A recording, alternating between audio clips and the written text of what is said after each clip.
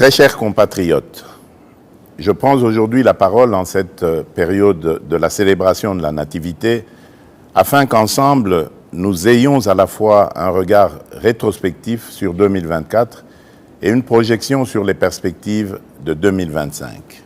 En cette période des fêtes, porteuse de foi et d'espérance, nous sommes invités à nous rappeler ce qui compte vraiment.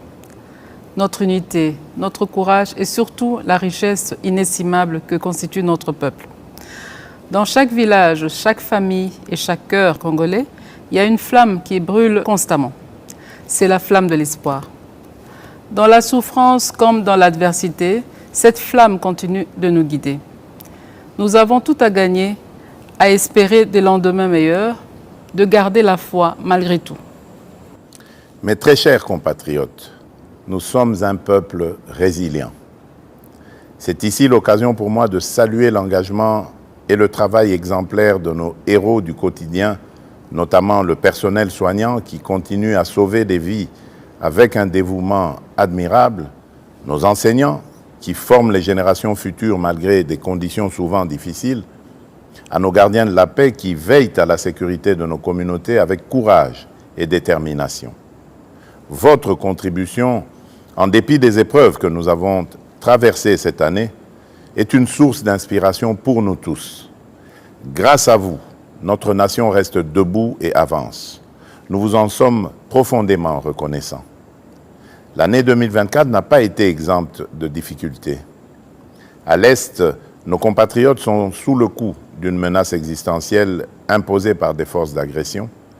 Les difficultés sociales pèsent lourdement sur de nombreuses familles et nos villes sont confrontées à l'insécurité urbaine et à des embouteillages qui testent au quotidien notre patience.